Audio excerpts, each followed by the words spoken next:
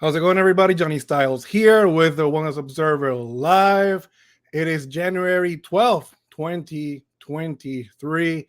And for those of you who have watched, thank you so much for watching. We are here roughly 7 weeks from the Arnold Classic. And believe it or not, I have some interviews lined up for the Arnold Classic, but some things have, some news, some breaking news taken the industry by storm. And where are you gonna find this? Only right here in the Godfather of Wellness with the Ones of Our Life. Of course, you saw it on Instagram all over. Samantha Jerring, IFBB Pro figure, no more. Now she is officially switching categories, and we have her on the show today just to talk about a little bit of what went through her mind in doing this decision. She competed, of course, in Puerto Rico. We saw her there shining bright. She did the Olympia, and she is here with us. Samantha, welcome to the show. Thank you so much. Thank you for having me.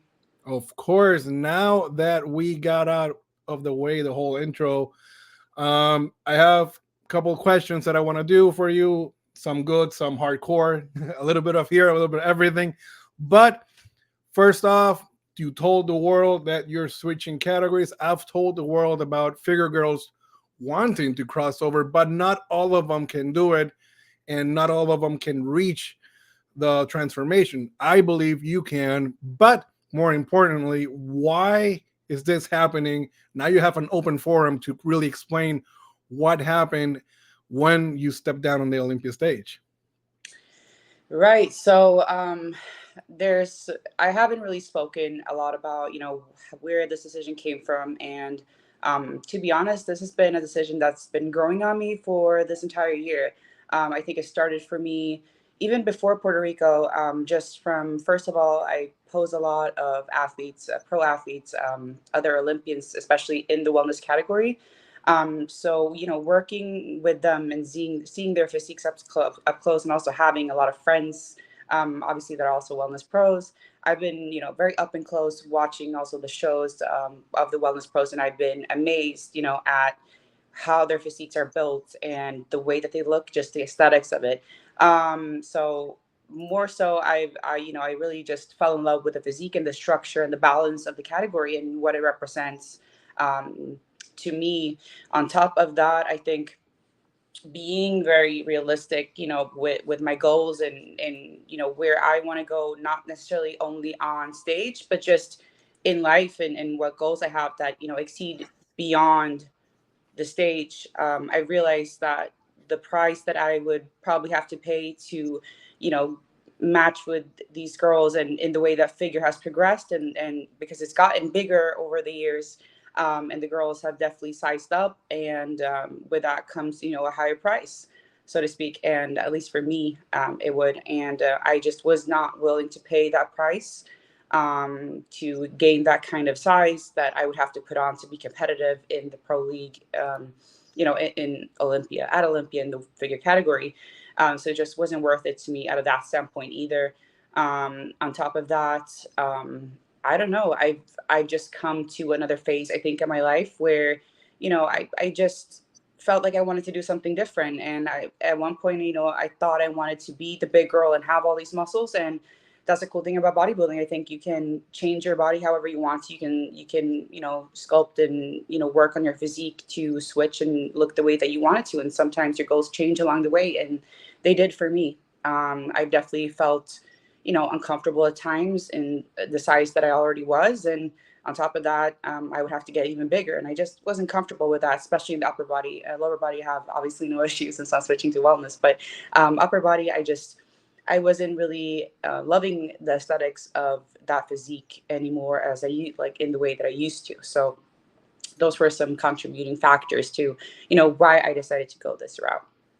Right. And it's very interesting. Since when have you been competing in the NPC and in IFBB Pro League? So I did my first figure show in 2019. It was also my first show in the MPC.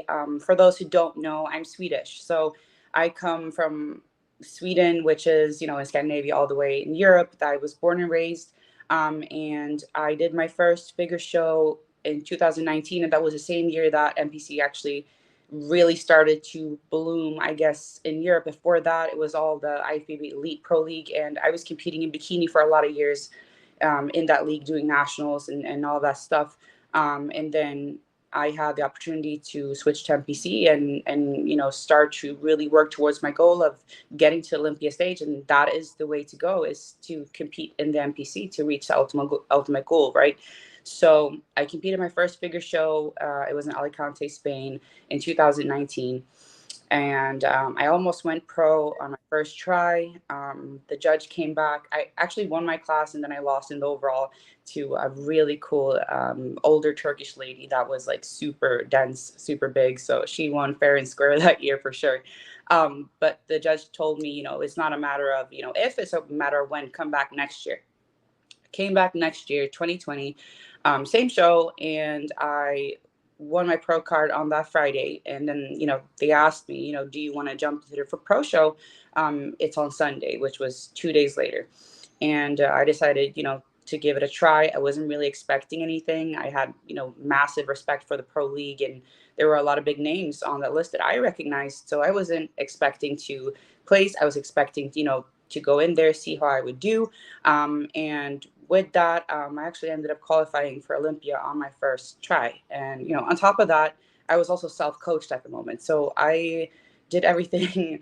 Yeah, you see the picture there. That video is from my pro debut. And I managed to qualify for Olympia at my first shot. And yeah, that was my first run. So it's safe to say that you always have liked, in a way, the figure category, because Oh, when you absolutely. go when you go into it, I tell girls all the time, either, if you're a bikini girl, you want to transition to figure, then you build up and you start probably in bikini, and then you build up to figure, etc., women's physique and all that. So coming up the ranks, I always like to ask this question to competitors: who were your top favorite figure girls that you would say, or maybe women's physique or whatever? There's got to be at least top three that you in your mind have seen them either in magazines or on the internet, and you could say, you know what, this is why I like this category. Which girls, like, which bodies did you like coming up the ranks in the figure world? So for me, it was all about Sydney Gillian, of course, the goat of figure. Who else? Candice Lewis Carter was also a big favorite of mine, and Natalia Soltero. Those were probably my three biggest inspirations in terms of competing as far as physiques go. And those ladies were, yeah, they were my inspirations, and the reason for why I got into figure in the first place. I think they represented a very elegant. They represented the figure category very elegantly and still do. I think Candice is retired at this point, if I'm correct. But Talia and Sydney still, they represent the figure category in a very elegant, feminine way, a very classy way that, I fell in love with. It's muscles, and it's very, very pretty muscle. So that's why I got into the figure category. So do you think, in your opinion, that figure outside the Olympia, because Sydney's still winning, do you think figure has evolved, has changed from the look that you kind of fell in love with? So it has and it hasn't. Sydney is a league of her own. I mean, if we're talking about the figure category and we're talking about Sydney, Sydney is an absolute freak. I mean, freak of nature. I have a hard time seeing anybody really beat Sydney anytime soon. Her shape, her structure, everything about her, the way she moves, she is a champion from just straight through and through. So, she's still winning. Nobody can really touch her at this point. Um, but after that, I'll say the girls have gotten bigger and harder, and they're rewarding that in a different way than they used to. I think the line between WPD and figure has kind of gotten, um, you know, more and more, what do you say? Blurred. Yeah, you. Exactly. Yes. So the line has gotten more blurred between those categories. I feel like a lot of the girls that do well in figure at the Olympia could also double and do really well in WPD. And I think, in my opinion, that's not, where I want to take my physique, or, what really drew me to the figure category to begin with. So, all the credit to these ladies. It's a lot of hard work, and, to each their own. I respect anybody, regardless of what choices they make or however they look. It's a lot of hard work, and you have to, give credibility to that. But personally, for me, it's just not where I want to take my physique. Right. A lot of people, myself included, liked your Puerto Rico Pro look, your entire presentation, the package that you brought in. Right after that, I'm sure you were on cloud nine. Exactly, when was the moment that you kind of hindered in your mind? Damn, I saw this wellness show, and I kind of saw this girl. I think I can get that. When did it click for you in 2022? I mean, I think a breaking point for me, really, the breaking point itself wasn't so much when I saw a specific competitor or specific show. I think for me, it really came down to it just kind of developed over time, this kind of, like, I guess, hatred towards training my upper body, when I really didn't want to look that way anymore. I was looking at all these wellness competitors, on Instagram, and looking at their pictures, and I was like falling more and more in love with it. Looking at, I have my favorites too in the wellness category, of course. Looking at Francielle, looking at Brianne, looking at, and those are my two favorites. So looking at them, and then also obviously working with Amanda, she's amazing, and working with Amanda for posing, and looking at her, and she's tremendous. She's phenomenal. Looking at her physique, I was just like, wow, this is Yeah. really something that I want to go for. This is cool. Like, this is badass. Like, this to me represents femininity and strength in a way that, I want to be a part of. Right.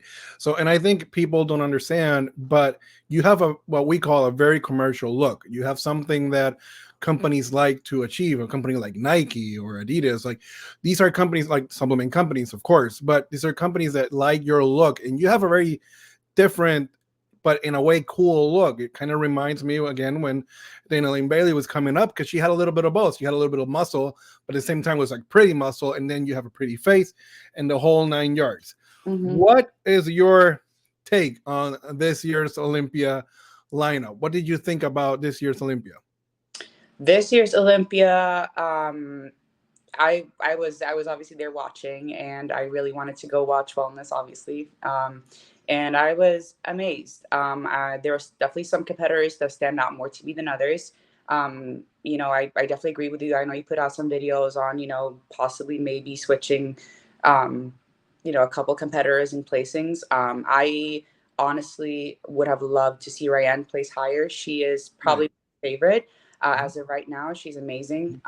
Francielle is Francielle, and we love her. And not only is she obviously beautiful and a champion and just incredible in as an athlete, but she also seems to be, from what I've seen, a really humble person, a humble champion, and that's something that I respect a lot.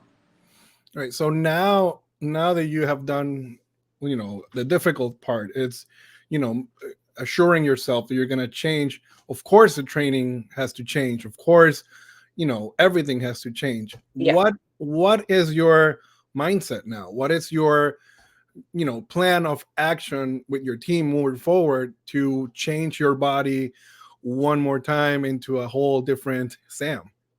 So, I mean, with me, I've done this for a while now. So, I've been competing for 10 years. So, it's a decade. And I'm very young, but I've been at this for a while. And, I definitely had to go through some mental stuff for me to switch from bikini initially to figure. I've done it once before. I know I can do it again. I think for me right now, what I'm focused on is, just enjoying training. I'm having so much fun actually training legs and glutes this way.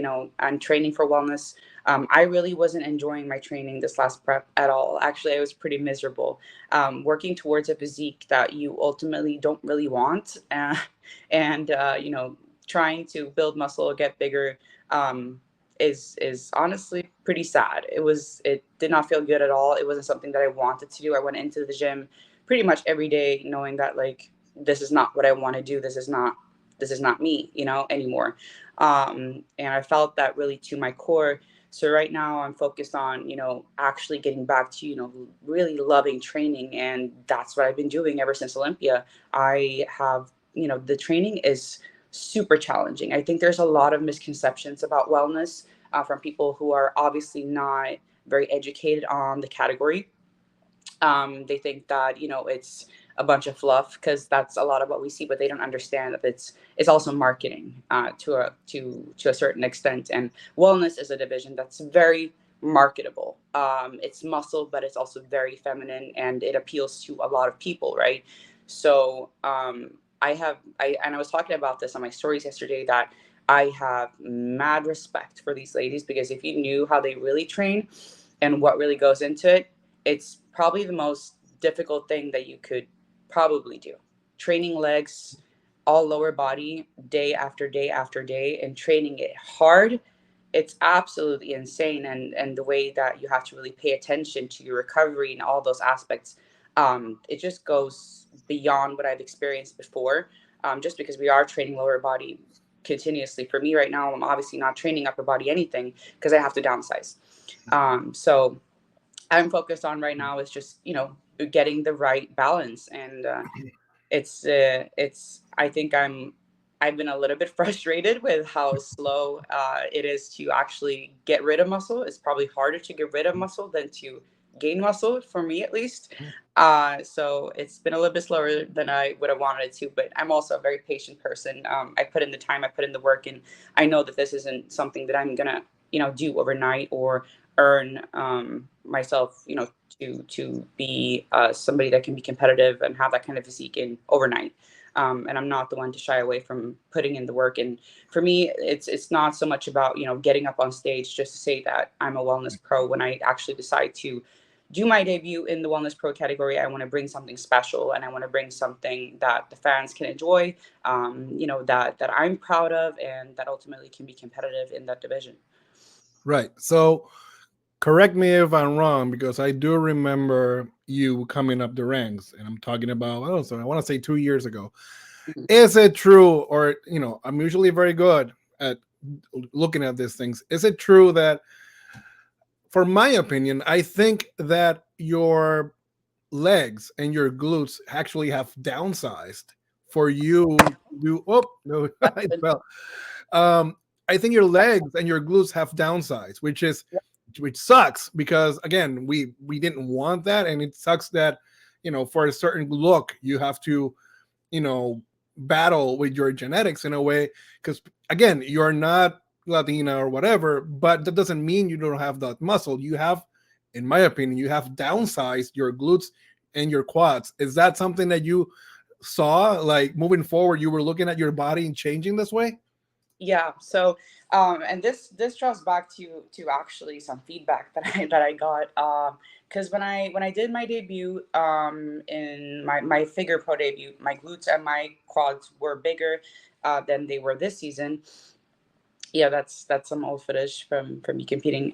And so my glutes and my quads did downsize, and that was honestly just me trying to fix my balance. And I was trying to grow my upper body, and I was trying to make them match my legs. And ultimately, I also got the feedback from the pro league that my glutes and my legs were too big for my upper body, and that I should stop training glutes. That was some feedback I got. Sometimes sometimes the feedback you get is on point, and sometimes maybe not so much. And this it just kind of ended up like making my legs not look good at all. And then my upper body wasn't growing in the rate that I wanted to either. So everything just kind of ended up not looking, in my opinion. I thought my balance was better before, especially from the back with having larger glutes. But now we're working on getting that back. And I think that because I've had larger glutes before, for me, growing my lower body is a lot easier than growing my upper body. I've struggled so much with trying to grow my back, because that's also been my feedback, competing in the fig category, that bring up your back, bring up your back, bring up your back. and I've been training back like crazy. Like anybody that knows how I train knows that I put in the work. I'm not the one to be lazy. I'm not the one to not be disciplined. I go in and I put in the work, regardless of what it is. And you know, I tried to grow my back, and it just doesn't grow at the rate that I would have wanted to. Right.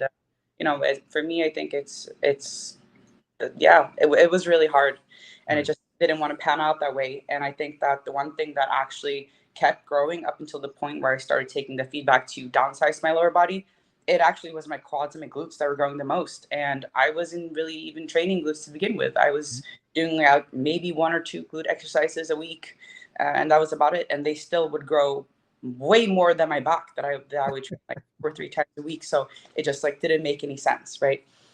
Right. I'm sure when you were in your off season and you were wearing certain leggings or a dress and you were nice, big and full, you could tell that your body was kind of fighting you in a way because Yeah. that's genetics. Again, you can't really do damage with that because it's your body telling you one thing and you're putting it into another thing. I remember, and I'm not gonna put you on the spot, but I remember a picture. I have it on waiting list. I have a picture I remember seeing in 2016, and by then I was still, of course, ever since I want to say 2013, 2014, I was pushing really hard for the class to come over, and it was a battle, as you guys know. But I remember seeing this picture, and a lot of people did send me this picture back in 2016, which is crazy if you think about it now.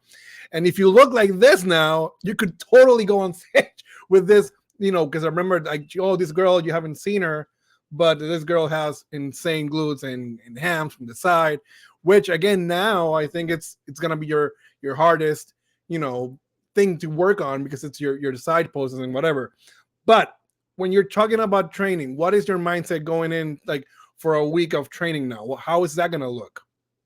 So right now, we started off having one rest day. I was doing pretty well with that up until I got a little bit stronger. I mean, I've been progressing really fast. I'm not going to shy away with that, and that's been super motivating. Now I'm currently having 2 rest days a week. All that I'm doing really is training glutes, hams, or quads. And I train glutes 3 times a week. I train quads 2 times a week, and I train hams 2 times a week. So it's a lot of lower body. I'm not training any upper body right now at all. I have to get it down, and I have to get it down as fast as I can in size. So that's going to take some time. So right now, no upper body at all. Okay, I don't think you're that far off. I think your delts grew a lot, and it's the class, it's the category. You needed those massive round delts for Mhm. your physique. I think your back will be fine, and I think your abs and everything. You never had a problem. I'm getting my opinion with conditioning. Now, were you completely satisfied with how you looked at the Olympia? Talking about No, conditioning. no. So the Olympia prep was not a good prep at all for me. Unfortunately, when you're in this sport, you're gonna have certain seasons and certain preps that necessarily don't go the way that you would have wished they did. For me, I was struggling with a lot of things during this prep. Honestly, after Puerto Rico, if we're gonna start after Puerto Rico, so after Puerto Rico, I had a lot of digestion issues, which didn't allow for me to absorb anything. So I wasn't absorbing any supplements. I wasn't absorbing any food really, and it was absolutely terrible. And we could not figure out what it was until I was probably like 8 weeks out of the Olympia, 6 weeks out of the Olympia, and we figured out that I was actually allergic to eggs. Which was pretty wild because egg white was one of the main protein sources I had. So that was a huge issue. I was dealing with a lot of inflammation, not absorbing anything properly. When I had refeeds, I would wake up and nothing would have happened. I was still flat, um, and my body just didn't want to absorb anything. I was also dealing with a lot of mental issues this prep. Unfortunately, it just got to the best of me. Had some issues with anxiety and things like that, and I think that's something that we also as a community need to talk more about, especially in the bodybuilding community, because it is so common with the pressure and everything that goes into it. to experience those kind of moments. And so I had one of those moments. I'm human, I'm an athlete, but I'm also human. And I wasn't feeling good. And I was also, adding on top of that, I was doing something I, in my heart, didn't really want to do, which was, to compete and train for the FIG category. I was feeling miserable, to be honest. Going into the show, we did everything that we could. Sebastian did everything that he could to bring me in at his best. But at the end of the day, it all falls back on the competitor to show up and show out and do the job that you're supposed to do. And, there were also certain factors in the prep that none of us could control, such as, me getting COVID 3 times this prep. I was sick. Wow. Yeah, it was pretty crazy. I was supposed to go to Dubai actually with Nutrex, like 6 weeks out, 5 weeks out from Olympia, I believe. And I really wanted to go to the expo, but I actually got COVID that time. So Wow. COVID, and then I was actually sick 2 weeks out. So it was a lot of sickness and stuff too. And those are factors that nobody can control. It can happen to anybody. Life doesn't care if you're an Olympian or an amateur. Like those things happen regardless. So there were a lot of things that went into it. I also, wasn't responding to my peak as I usually do. My body didn't want to do it. I essentially just think that my body was run out, honestly, and my mental wasn't right. And, sometimes that happens. And for you to come in at your best, everything has to be on point. You have to be on point with everything, and not just on your meals and on your training and on your cardio, but you mentally have to be 100% in, or it's just not going to come together. And I just wasn't, and I couldn't get myself to really go there. And I didn't really sleep the night before the show. There was a lot of things that went into it. That just ultimately, I ended up holding a ton of water going up on stage, and wasn't looking anything like I did in Puerto Rico. And small factors can contribute a lot, and then these things that I just mentioned definitely contribute a lot to how you look at the end of the day. Yeah, and I agree, especially when you came out, we all knew something was wrong because again, you are very good with your condition. When you're on, you can see it from a mile away, and this was just not your typical Samantha. No. I think you nailed a good point, and it's the mental aspect because again, we're in a industry that a lot of people don't want to accept it because they just don't want to even talk about it, and we're all strong and hard, but the whole mental aspect thing of it, if somebody's gonna watch this, if you would give any advice to anybody that they get anxious, there's something going on at home, this, that, and the other, you yourself going through this whole mental statement and the Olympia, pre the Olympia, which again, you nailed the Olympia, and that's something nobody can take away from you ever in your life. That's something that your name's going to be etched in stone because you did do the show. But what could you say to anybody going through a mental situation? And I always say, if the mind is not right, the body won't answer. So Yeah. what would you say to anybody watching the show as your advice? I would start off with saying, talk to somebody. Don't hold it in. I did for a long time. And at the end of the day, it doesn't help anybody. Don't be scared to talk to somebody. If not somebody that you trust and know that's, in your circle, talk to a therapist. And that I think sometimes we feel like it's taboo to speak to therapists.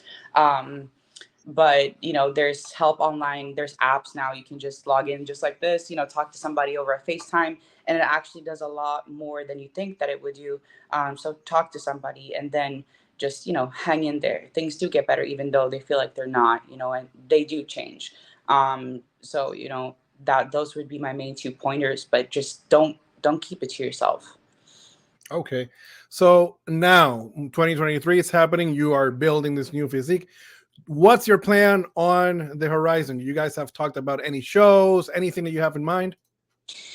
um We haven't really discussed any shows. Obviously, I know that this is a really big switch, and even though I know it's the right decision to make for me in the long haul as a person, as a woman, and as an athlete, it's going to take a minute to get this right and get the physique that I want to display at my pro debut. So, like I said before, I'm not going to go up on stage just to get up on stage and try. If I'm going into a show, I go into a show aiming to win.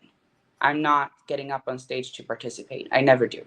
And that is I have mad respect. Like I said before, I have crazy respect for the wellness category and the ladies that ultimately make it to Olympia. It's not an easy journey. This is not something I'm taking very lightly.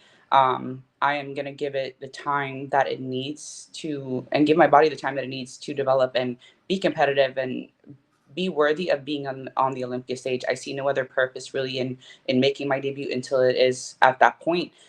So right now I'm not really focused on any prep. I'm not focused on any specific show. I'm more so focused on learning and having fun with my training hard, and achieving a physique that I feel like I want to put on a stage and that I can be proud of, to step up and call myself, a wellness pro. Nice, very nice. And then again, seeing some of your pictures, you can still tell that there is something there. Of course, in this picture, you can tell that there is something still there. Your body's still kind of fighting you. Yeah. It's I'm sure you're gonna be training a lot of lower body. Um, do calves matter? Are you training calves? Calves do matter. This is the thing. So I used to have crazy calves. I remember. I love calves. So I used to have really, really big calves, actually. I was training them every single day a couple years ago, and I did that for years. I think for me, I started to slack actually this year because I was struggling a lot with inflammation from my food, and my body was already fighting me. So when I would get on the Stairmaster and do that, because I had to do a lot of cardio, because we fell behind because of me, I had to do a lot of Stairmaster, and because of that, my calves were so tied up and so bound and hurting so bad that I ended up just not doing it. And like I said, like I already wasn't 100% in. And I think calves are, probably one of those things that you're just going to start slacking on immediately, especially when you're not into it 100%. We all know that the figure girls aren't the only ones to do that. So I was definitely slacking on them this year. But in the wellness category, I don't feel like you can step up on a stage as a wellness pro and not have a good pair of calves. Absolutely. I agree. I agree with you. Or for your physique than people think. They're Right. they if you have good sized calves, it makes your kneecaps look smaller, it makes your joints look smaller, makes your legs look more like shapely and more action figure look. Right. And that's they're a huge part. It's like cutting your leg off right below the Yeah, knee. of course. I always say, like, you want to put a front double bicep. Imagine having no arms, so it won't even Yeah, look the same. And we're talking about the lower body, which is supposed to be, I don't know, 80% of what we're judging here, the lower body in the whole 9 yards. So another thing that I wanted to touch on, because I got a lot of people are asking me this, and I'm sure you've addressed it sometime, but we're on air now. What does your tattoo mean? Does it have a meaning? which one? The one in your arm. This Yes. one. Yes. um so this one, so I have a couple tattoos. This one is obviously my biggest one. uh, Right. but I also have one on my ribs, which was my first one, and I also have a script right here. But those are my tattoos. So this is a wing. This is eagle's wing. I'm half American, half Swede.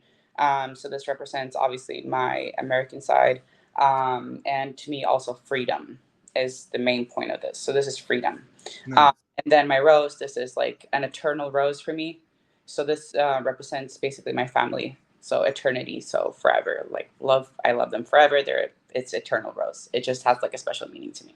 Nice. Yeah, Very, very nice. Yeah. You seem to be a tattoo fan too, huh? I love tattoos. I've just been really, I guess I always wanted them, but then I didn't really get into it until Right. this year. I really I want to do more, but I'm gonna, Careful. Be careful. I'm stop here until I'm actually done with competing. I'm not going to go over my shoulder or Right. like get too much. I think that kind of distorts the look. Right now, it's just my my underarm, my forearm, essentially. No, I think that's fine. I think for now you're okay. You want to do something smaller here and there, but just be careful, Yeah. because again, your body's very commercial and all that. But again, you're good right now, and I think I've always said tattoos have to have some type of meaning to you, and I'm sure when you look at that rose every day, I'm sure you get what you get. The whole family aspect of the situation and Yeah. remembers, so it helps you. Yes. Are you happy with the way your body is looking right now in the off season? I'm very happy with how I'm looking. I think that, for me, and this might sound crazy, but when I was in figure, um, because of my background too, I used to get picked on a lot when I was younger for my size, and it was always the size of my glutes and my quads, and Really? that they were picking on me. They would make fun of me for having a big butt when I was little and big thighs. Wow, Uh, no way. all up until Beyonce was popular, and then it was a different story. But I was picked on it, picked for it a lot, and then figure didn't really mentally help me that much either because I would always judge my conditioning by how big I felt that my butt was, if that makes sense. Like, because that's Wow. most fat. So when my pants wouldn't sit, like the way that I wanted it to, and my butt felt big, it kind of like added on to that insecurity for me of like, I'm not conditioned enough. I'm not conditioned enough. And sometimes it would make me over diet because I did that for Olympia 2020 when I coached myself. And it was like a mental thing for me. And I think now that I'm in wellness, I actually get to like embrace all Mhm. of these things in a different way. Um, and I'm loving the way that I look right now. I have a little bit of abs going, and my I think you guys have seen my stories. You can clearly tell I'm growing pretty fast in my lower body. So I'm loving this look. I'm feeling like a woman, and I haven't actually for a pretty long time. So I'm feeling very good about my body. I'm feeling very feminine. I'm feeling a lot better than I usually do, and I'm just really embracing it all. That's amazing. And the Swedish mommy, I think that's gonna be a good thing for you. So tell the people, where can people find you if people want to do more posing coaching with you and all that. Let them know, because I believe, you know with Amanda, you've worked with her, and I think that was one of her main problems in a way. And Yeah. I told her many times, and you kind of said something cool about it too. You just said it now. It has to do with your self-esteem. You gotta embrace your curves. You gotta be confident on stage. Your posing on the figure world in the Olympia was very freaking cool, because you try to put your personality into it. Many girls just don't do that. They just go in there and pose, and boom, boom, boom, and out. With Hmm. you try to add some to personality into it, and it's cool. But now I think, with the wellness is a little bit more, sassier, sexier, very, very girl. You know what I mean, right? So Yeah. how important is the whole thing with your confidence? So posing to me is an art form, regardless of which division you're in. It's an art form. So to me, if you're not spending time developing your posing, working on bringing something special, you're missing out on a huge part of what bodybuilding is all about, regardless of the division you're in. For me, I've always aimed to really bring out something special on stage, and I think when you bring out a posing routine that really stands out from the crowd and you do something special with it and it's refined, and you bring something new to the table, you're giving the fans something to feel. When I watched Sydney pose at Olympia before I ever got to be a figure pro, I was, she gave me goosebumps. She made me feel something, and I think that's, a part of what people miss out on, when they don't do that, or when they don't put in the effort. And on top of that, you don't get to showcase or find the poses that showcase your physique from their best standpoint. So I put a lot of time into my posing, and I also pose other competitors as well. We just spoke about Amanda, um, and so it's really really important. Obviously, my style of posing for figure, was a little different than what I'm going to be doing for wellness. But at the end of the day, I'm a very creative person. I'm an artist at heart. So when it comes to my posing, I can shapeshift however I want to. I can do whatever I want to. My background is actually from dancing. I used to dance for many years. Wow. So that also has a big part to do with it. I've never had a posing lesson from anybody else in my entire life. So this Wow. is all self-learned, and it's because I have a passion for it. I love it so much. And yeah, so best believe when I do wellness, I'm going to bring something special to the table for the fans, Cool. and yeah, and bring something different. Cool. Yeah, I can't wait. I can't wait. Where can people find you for posing classes? So posing classes, I actually just launched my website. So it's sjposingstudios.com. You can also go onto my Instagram, Samantha Jerring. That's my username on there, and check it out. I also have one-on-one coaching. Um, so you can find it all there if you click the link tree. The website is going to come up. Actually, I'm going to put it up today in the link tree as well, but it's sjposingstudios.com. So you can just go in there. You can book your sessions with me. They're one-on-one on FaceTime, just like this. And we can set you up and make sure that you present yourself from the best angles in the best way that you possibly can, and bring something special that makes people actually feel something when you step up on that stage. Beautiful. And I always say, once you're in contest shape or conditioning, you can only control two things. That's your posing and just showing up. Yep. The work is already done, and it's always good to have a second pair of eyes like yourself, just helping you, because when you're on stage, you are not having your mirror, you're not having anybody. So it's only you against yourself. And from the ending point of this interview, I have a feeling we'll be chatting up a lot more, and the Arnold is coming up, so I can't wait to hear your thoughts on it when we get closer to the show. Again, I highly appreciate you taking the time to being here and being on the show. I think you're going to be doing great things, not because of your popularity in the past year or whatever, just because I've seen you way before you were a little bit more popular in Instagram and the whole world. And I know the type of body you had back in 2016, 17, and how hard it's been for you to bring those legs and those glutes down. But I highly trust in your genetics and your body that it's going to come back and you're going to feel better than ever. And you're going to do more shows than ever. So thank you so much for being here. And, any last words for all your millions of fans? Millions. I don't know about millions, but I want to thank everybody for being super supportive. Obviously, this for me was a very nerve-wracking announcement to a certain extent. I've been in figure for a while. I know I'm established there, and that I can do really well there. So this is something new to me. So, to everybody that's been supportive, left comments, messages, all of it, I thank you so much from the bottom of my heart. It means way more than you guys could ever know. And I'm going to be sharing so much content, on my Instagram, on my YouTube. My YouTube is going to come back. Good. Very good. A lot of people have been asking about that. So it's going to come back. And I'm going to be sharing as much of this journey as I possibly can, because I know there's other competitors out there too that, want to make this switch and, wonders what goes into it. And people just want to see what I'm up to. So I'm going to be doing that. And thank you so much for having me, Johnny. It was a pleasure. Of course. And one on the ending note, because you touch on these subjects, and it's very cool. When I'm doing interviews, I'm doing a conversation with you. It's important for a lot of the girls that are going to be watching this, that yes, it's good to have your favorites. You have your Isa, Ryan, Franciele. You got all these great girls that you want to emulate and you want to look on, but you're maybe on a bikini category, or maybe you're in a figure girl.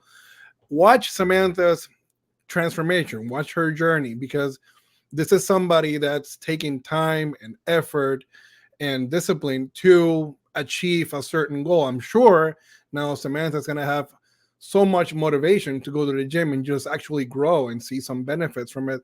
You can always follow somebody that way. If you want to have bigger biceps, learn from somebody that didn't have biceps to begin with and follow them. With Samantha, I think you can always, relate that she did have a body and she kind of lost it due to a category that she was, emulating. She was trying to evolve into it, which eventually she ended up, placing at the Olympia, which is basically, this is the granddaddy of them all. And now she's once again trying to regain and even get better, because she's young and everything. But she has to. This is not going to be easy for her. It's going to be really hard for her to learn how her body reacts, keep away from injuries. So again, I fully support your transformation and your switching divisions, because you have it. It's really hard, again, for some figure girls to go down into downsized or delts, especially their backs. Right now, there's a couple of them under the table that have contacted me and have asked me my opinion. And it's hard. Again, the shoulders and the back are such an important body part and figure. You would have to take years and years and years off for that to actually look the way you want it to look. So I am really happy that you decided to do this at the right time, right place. I'm sure we're going to be seeing you lots more. And again, hit her up, hit Samantha for posing, and follow her because it's going to be a crazy transformation. We can't wait to bring you to South Florida so you can be a real Swedish Miami or whatever you want to call yourself. Swedish Miami mommy. There you go. And now we're gonna do all the beach photo shoots and all. All right, so there you have it. Samantha was on the Wellness Observer Live. You had to hear it from her because again, she's the one and only person that's responsible for this great transition and transformation. This has been Johnny Styles, the Godfather of Wellness with Samantha Jerring. We'll see you very soon.